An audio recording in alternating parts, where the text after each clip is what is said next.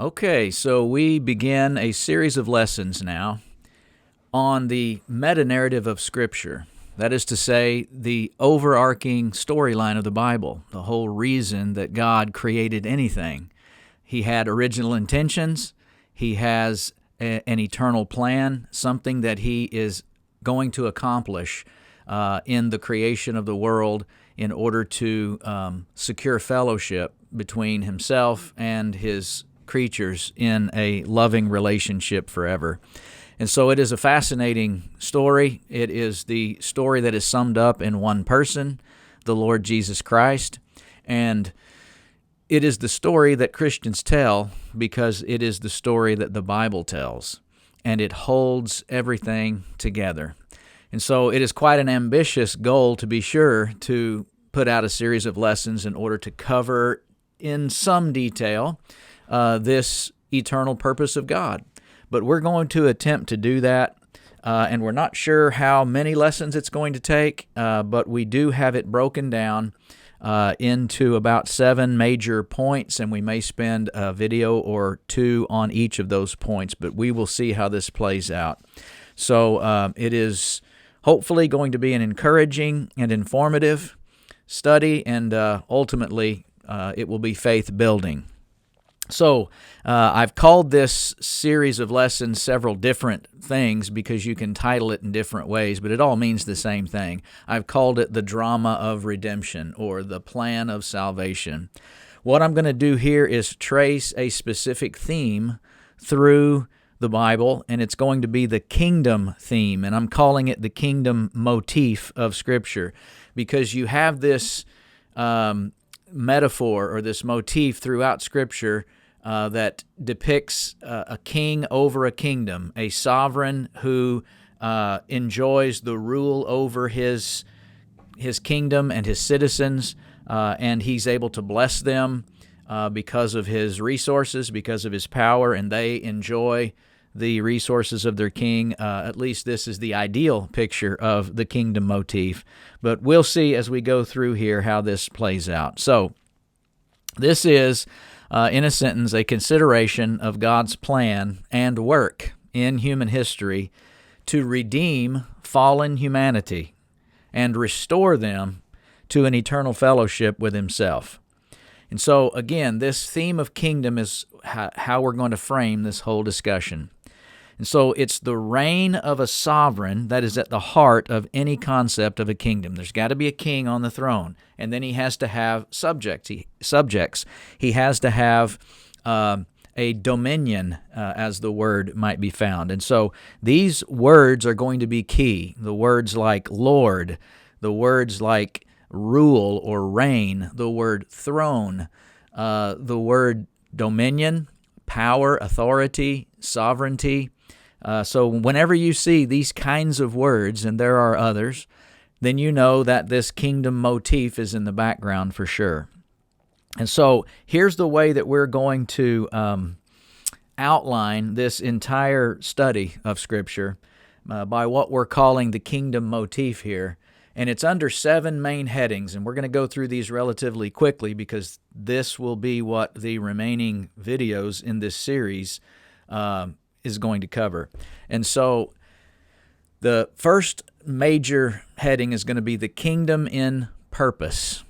Now, what we mean here is God's purpose, the purpose for which He created all things. And we're going to cover this in the first 11 chapters of Genesis in this video.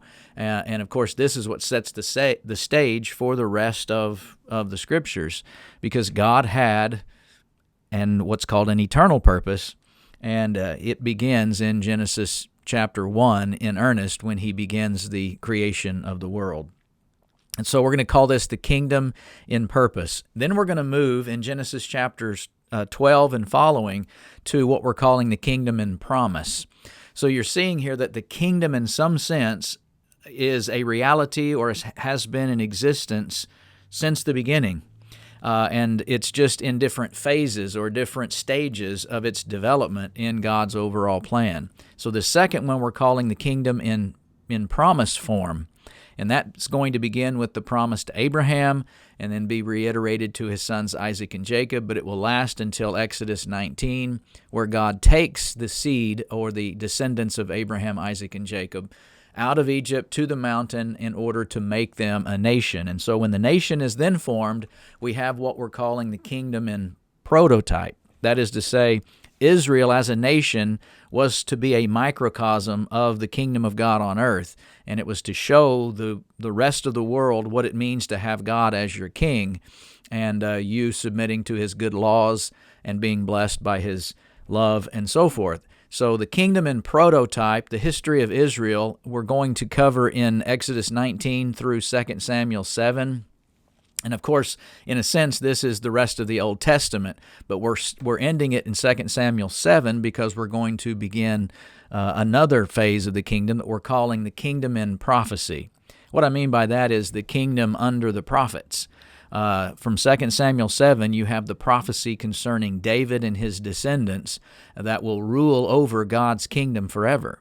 And there's a lot of significance to those prophecies, those promises that God is going to set up an eternal kingdom, which will be the answer to his ultimate purpose for the creation of all things. So you're seeing here we're covering the rest of the Old Testament under this heading, but there is some overlap between prototype and prophecy because the prophecy takes place within the prototypical kingdom of Israel.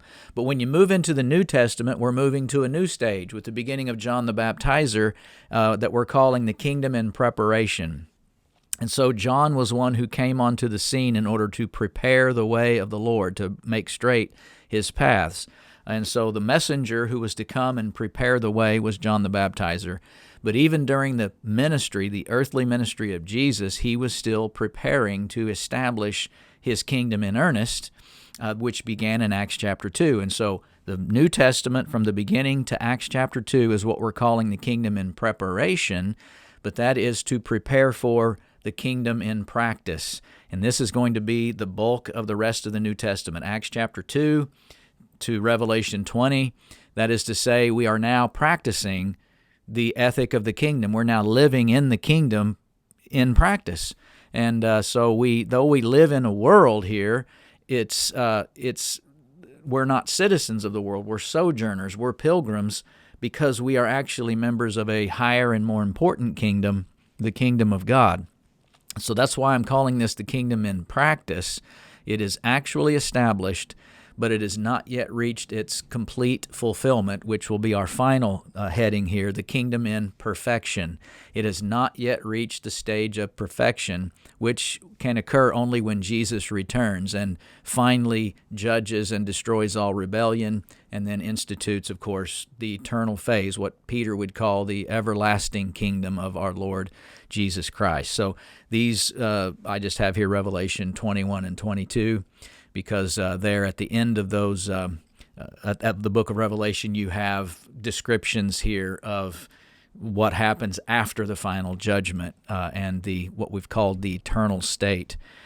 So this is quite an ambitious goal, but it is, like I say, very helpful and faith-building and encouraging to see that God is still in control, that nothing takes him by surprise. He's able to work out his plan, but his plan involves fellowship with his free creatures, humanity, in a love relationship forever. And so accomplishing that goal is going to take time, and it's going to take a plan, and it's going to take a sovereign sitting on a throne over a kingdom that exists in various stages throughout human history to reach its fulfillment in the kingdom of perfection after the final judgment. So, with that in mind, let's get into our first major point here, the kingdom in purpose, Genesis chapters 1 through 11, and we will try to cover this in perhaps one or two videos here, but we'll see how this unfolds, of course. And so the kingdom in purpose, and what we mean by this is that from an eternal perspective, God has always desired a kingdom, and that is why he created all things. The entire creation was to be his kingdom. and this is the eternal purpose. And so here are a couple of verses. For example, in Ephesians 3 and verse 11, we read about the eternal purpose which He accomplished in Christ Jesus our Lord. In Titus chapter 1 and verse 2, Paul there says, we live in hope of eternal life, which God, who cannot lie, promised before time began. So with that phrase, we're talking about prior to Genesis 1:1, that before He created the material world, before He created anything, God already had a purpose in mind to create free creatures and enter into a loving relationship with them forever. But how that is to be accomplished remains to be seen. And then finally, another verse that we want to look at is 1 Peter chapter 1 and verse 20, speaking of this Jesus Christ, who is the central figure of the eternal purpose. It says, He was foreordained before the foundation of the world, but He was manifest in these last times for you. So when Jesus was born into the world, it was according to God's specific plan and purpose, and He did accomplish that, and He will accomplish the consummation of that plan in Christ as well.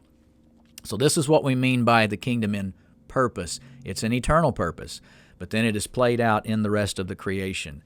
And so we look here at the fact that God created the world to be His kingdom is the beginning of this story of the Bible. In Genesis chapter 1, you read this recurring phrase that God said, let there be light, or God said, let the dry land appear, or God said, let us make man. All of these statements is the sovereign speaking from His throne, and all things immediately answering in obedience. And God said this, and it was so. So you're seeing a pronouncement of a sovereign creating things, and all the creation is leaping into existence at His command.